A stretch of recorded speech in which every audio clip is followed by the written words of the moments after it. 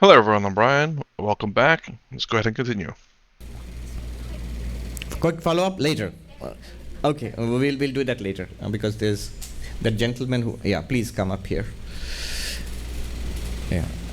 And the lady who's raised her hand will take the question next after an internet question. Tell us your name and ask a precise question. Swamiji, my name is Vishal, Yes. and I'm from Maryland. Swamiji, I have a very difficult question thinking about the future of You Sanatan. can go back a little. Yeah, it's vibrating. Yeah, go on. Yeah, my question is the future of Sanatan Dharma. Yeah. By looking at our neighbors adjoining in Bangladesh and Pakistan, what has happened to the Hindus over there? Yes. I get a feeling that, that something is more powerful than what we are practicing, because Yes. we are depleting at a very fast rate, and no matter what is happening, where the future is going to go, I have sleepless nights. I don't know if you're really depleting at a fast rate. India just became the largest population in the world. So, but I understand your question. Yes, but I understand your question. That even if you have billion plus people, how many people are really interested or learning or practicing the Sanatana Dharma? Even if label by name we are Hindu or Sanatana Dharma, but so that's a good question. I am not pessimistic about Hinduism. It's the oldest living religion, so it has survived through millennia, ups and downs of history, through tremendous persecution, especially the last 1,000 years. But it has survived. And not only survived, it has changed, evolved, grown. And now look, yesterday I think was the International Day of Yoga. So it's a worldwide phenomenon. At least in the last 2,000-3,000 years, it has not been. Before that, again, there was a spread of Hinduism in certain parts of the world. At least Southeast Asia, Middle East, up to Greece, probably it had spread. We have some, even China and Japan, you see traces of ancient Hinduism. But now it's in a phase in which it is expanding again. Not in the sense of converting people, because we generally don't convert. We are very uneasy about the whole conversion thing, this numbers game. So we generally don't convert people, and we don't like that approach. But what we are doing, especially what Vivekananda did, when Vivekananda came here, he said our whole goal is not that a Hindu has to become a Christian, or a Christian has to become a Hindu, or a Muslim has to become a Buddhist. No. He said what we want is a Hindu should be a better Hindu, a Christian should be a better Christian, a Muslim should be a better. Now what is a better Christian, better Muslim, better Hindu, better Buddhist? One is that the core values and spiritual teachings of each religion, those should be emphasized. Not the peripherals, not something that has been accumulated over centuries or millennia, because all these religions are ancient creatures. So many incrustations are there. One great advantage of Hinduism is it's not bound to doctrine. That's why it is so tremendously diverse. And it continues to be a living and growing in the sense of teachings and richness. Sri Ramakrishna says in one place, all the others I see will come and go. It's only the Sanatana Dharma which will stay. So this is the positive side of it. The negative side of it is that we need not be complacent that way. Oh, it has survived 5,000 years, so it will go on. It may, but the survival of 5,000 years has not been so easy at all. We have a very poor sense of history. It has survived because of the struggles and sacrifices of thousands and hundreds of thousands of our ancestors who died, who were persecuted, who were killed, massacred, converted. So we need to be up and doing. First of all, the positive side is that we need to educate ourselves in Sanatana Dharma. It is vast. Nobody can master the whole of it. At least one corner of it, at least our own tradition, have a general idea of all of Sanatana Dharma, and master your own particular part of it, whatever tradition you are part of. And pass it on to the next generation. That's also another area we are very poor at. Passing it on to the next generation, which people only when they migrate, now they are beginning to realize, the first generation who are in the United States and other places in the world, that they do a very poor job of passing it on to the next generation. So these are areas where we should concentrate. Learning ourselves and educating others. I mean, that's kind of generally true when you immigrate, though, Because when you immigrate, your children that was born in that country or grew up in that country tends to adopt the country's culture. That way they fit in better. It's not to say that it's all completely lost, but generally speaking, whenever you immigrate somewhere, you're if you're not already kind of an adult, you tend to pick up cultural habits and stuff like that, especially if you're a child, because your children are very, how to say, their minds are very malleable, and generally speaking, kids want to fit in, so they try not to do anything that's different from I guess their friends and stuff, so that they can fit in with them. So I mean, I get that part, honestly. And sharing these highest and most universal ideas with people of other religions also. It is not a question of conversion, but these ideas are there in Hinduism. These will be beneficial to everybody. That's what Vivekananda wanted, and that's why the Vedanta Society is here. That's why people of all religions are welcome to Hindu temples in the United States. It's open and free, and we would like these things to percolate into society. Whether you belong to other religions, whether you're spiritual but not religious, or even you're atheistic, this universal, liberal, open, accepting, respecting others, and expecting the same respect for yourself. Good question. Thank you. Can we take? Yes, I'll call her next. One question from the internet audience. This question is from Vedant Nikam, and he has a question on the clay pot theory. The clay pot again, okay. It sounds convincing enough that it is clay alone which exists, so there is no cause or effect. But an appearance of the pot, in ignorance of not knowing it is clay alone, can only arise when the clay assumes a certain form relative to its surroundings. There is a certain name, form, and function superimposed on the reality of clay. Only when something apart from clay, air, space, water, food, exists, because it is in relation to the surroundings that the shape of clay can be perceived. If space, time, and causation are mere appearances in Brahman, then I guess it would be rightful to say that it is Brahman appearing as not Brahman, in multiple forms and attaining names, forms, and functions. But not Brahman is non-existence. So how could Brahman, which is existence itself, appear as non-existence? The only answer that I could derive, that the appearance is not. But we are aware as Brahman of the appearances, even though we might logically argue that they aren't real. This seems to me like a fallacy or a loophole. Please clarify. I'm tempted to say, let me take a look. No, it's all right, don't worry. There's no fallacy or loophole. No. You see what is going on here. Let me simplify that.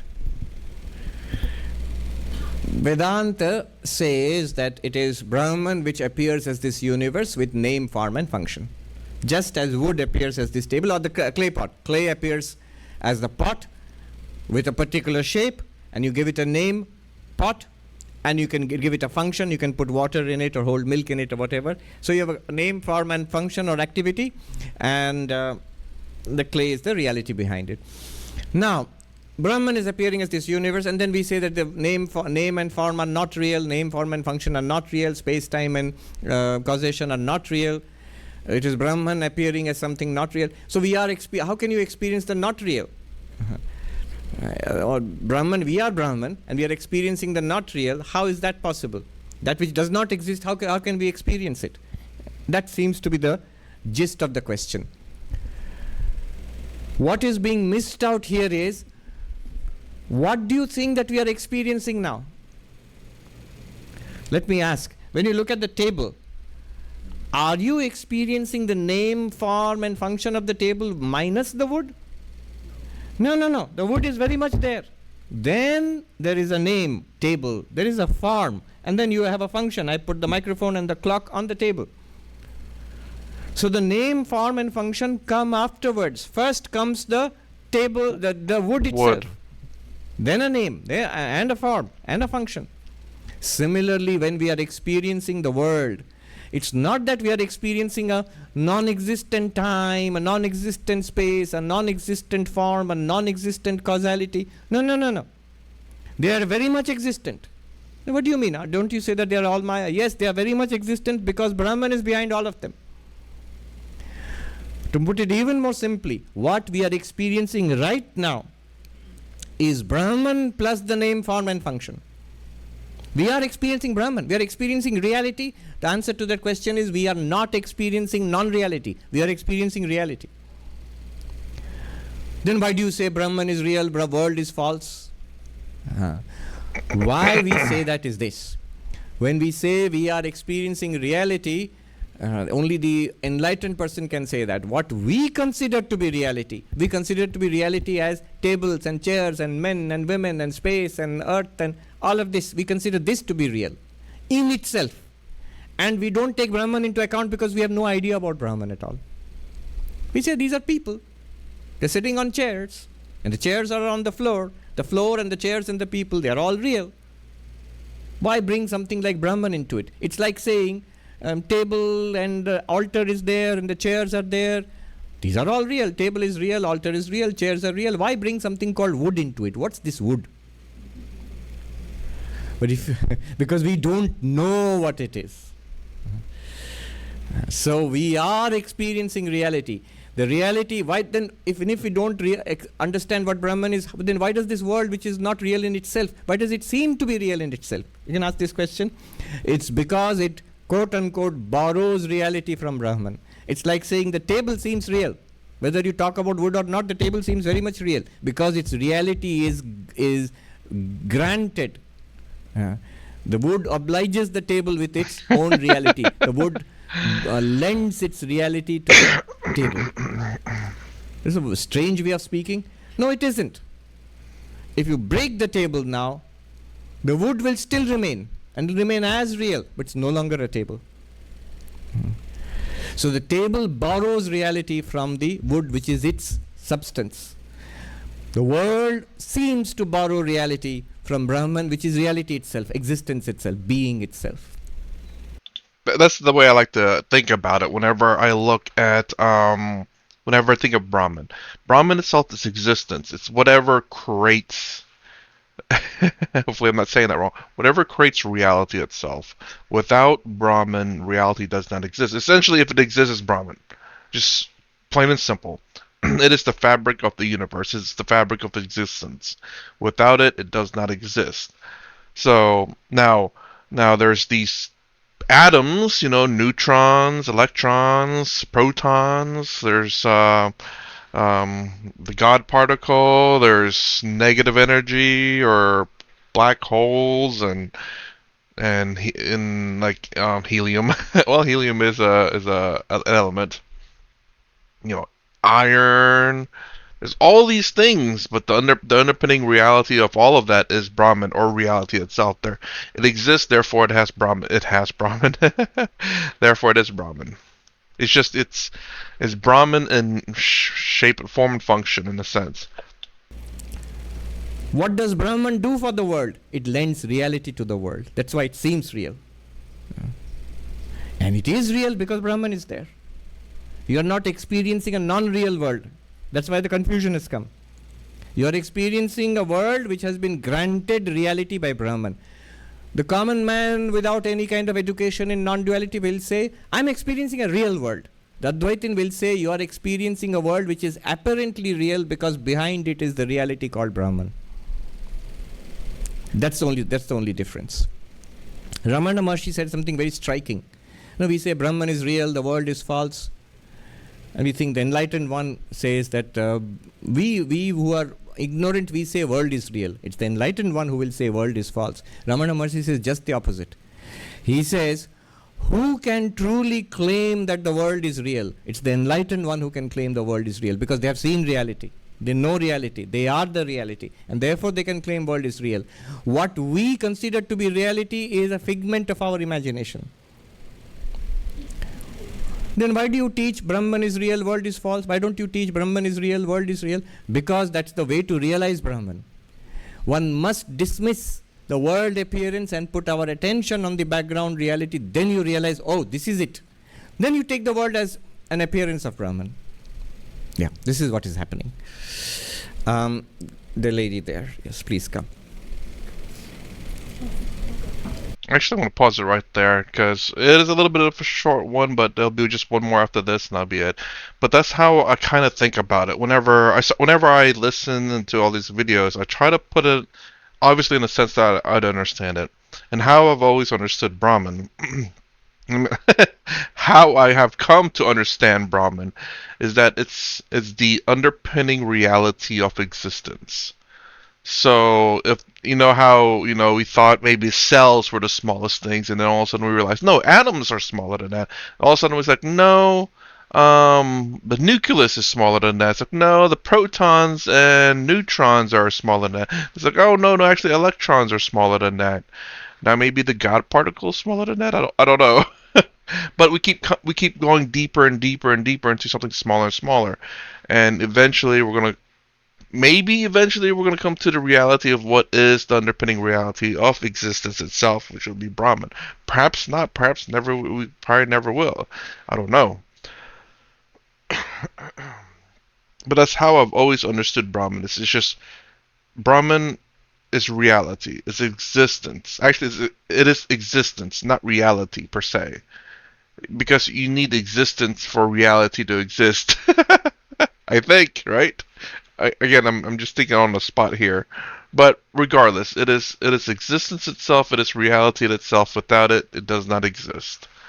So, although I think in the next few videos after this one, I really really want to see some video in Sankhya because that's perhaps maybe more of what I'm thinking of. But then again, I'm not sure. I thought I was more Buddhist, but then but then I don't know. I didn't really watch too many Buddhist videos, but I watched a few, and it seemed like I was more Advaita Vedanta than that. But the thing that's kind of I guess a little bit different with Advaita Vedanta is the sheer fact of consciousness is that we have our individual consciousness. But again, that's just only because I have no way of proving, that I have my consciousness is the one consciousness. I'm only ever aware of my own consciousness or of my own mind, and no one else's. Although I do want to answer this one question real quick. Hopefully I can find it. I'll be right back. Okay, so so a comment here. It says you are confusing pure consciousness with the mind.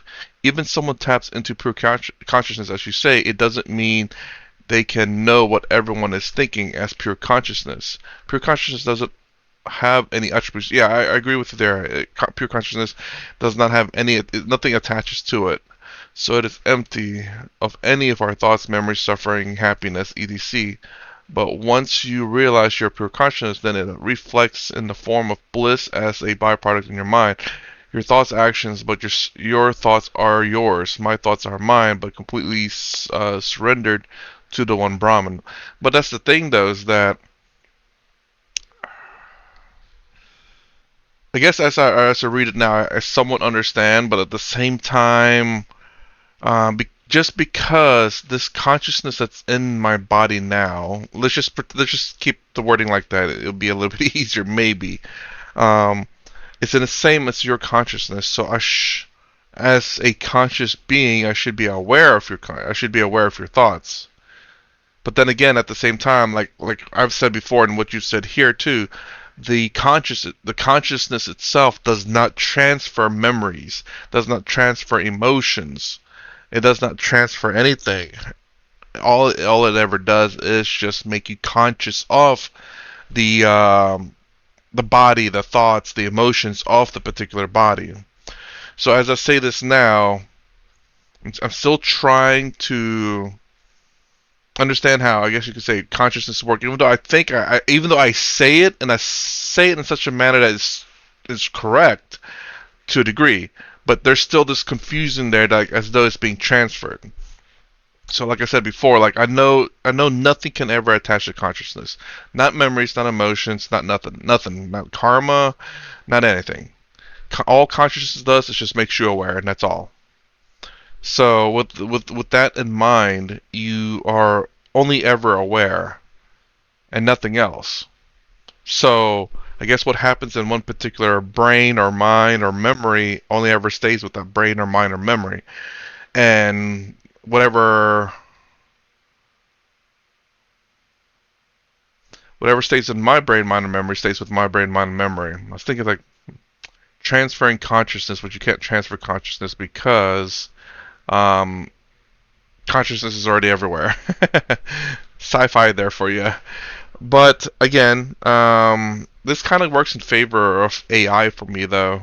In terms of robots or robotics, I know I'll keep pushing for that, and it's a little bit off the subject, but at the same time very similar because, um, again, without consciousness in this body, it's just like a robot in a lot of sense.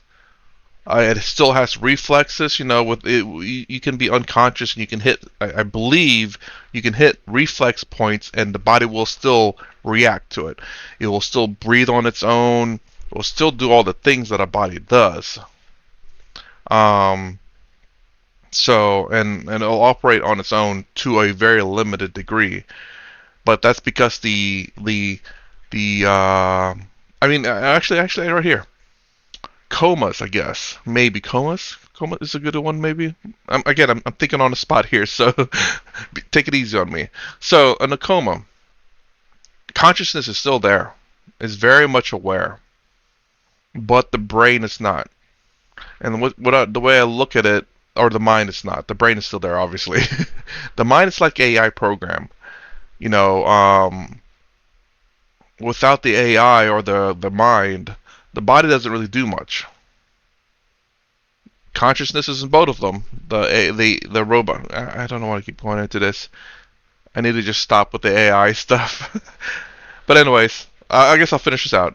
Again, I hope you understand what I'm saying. Like the brain and AI are the mind and AI are very similar. And the body and a robot's body is very similar. It's just a matter of, you know, how much attachments we put to a robot body. For example, we can't see infrared. We can't see a lot of the visible, not the visible light spectrum, but the light spectrum. There's the visible light spectrum. The reason why it's called that is because we can see it. But outside of the visible light spectrum, we cannot see. But robots can see it. It's capable of seeing if we give it the equipment to see it. Kind of like pain receptors too. We can give robots pain receptors so that it knows not to do certain things. It'll learn. It's like, not doing that again. But if we don't give it pain receptors, much like a human being, a human, you know, it jabs itself in the leg and just keeps going without notice because it's like, oh, I didn't know I poked myself there. Same thing with a robot. It would not know it was damaged unless there's something to detect damage, which to us is the pain receptors, the nervous system. I believe.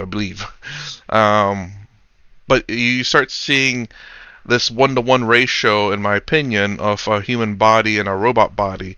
It's just a matter of what we're capable of being equipped with. Dogs have better sense of smell than we do. We can put a robot that can sense 100 times better than a dog, perhaps, if we have the equipment for it.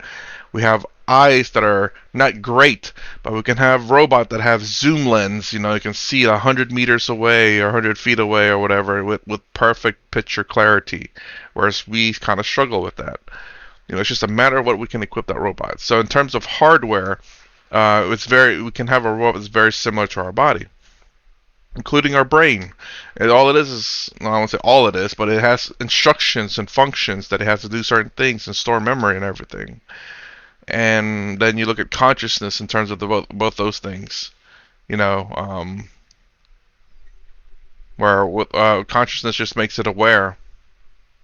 The AI is much like our ego, our mind. Really went over there. So going back to the question, I really went off that. I need to stop with this AI stuff. No, I agree with you. It's just that I have to keep talking about these things to work out my not confusion, but my understanding, I think would be the better word, of consciousness. Again, I've said in the previous videos that consciousness itself is it's essentially nothing can attach to it, not memories, not emotions, but yet somehow I still keep thinking like I can be aware of your thoughts because we have the same consciousness. But the fault in that is the fact that that's to assume that consciousness has a memory on its own, which it does not. Only the brain has memory. The brain has memory. So therefore, only that brain is ever aware of whatever the brain knows. So if it knows to how to fly a plane, then my brain will not know how to fly a plane, even though we have the same consciousness. Anyways, that's it for this reaction. If you like my content, please consider subscribing, thumbs up, the sound down below. Thanks for watching. I will see you in the next vid.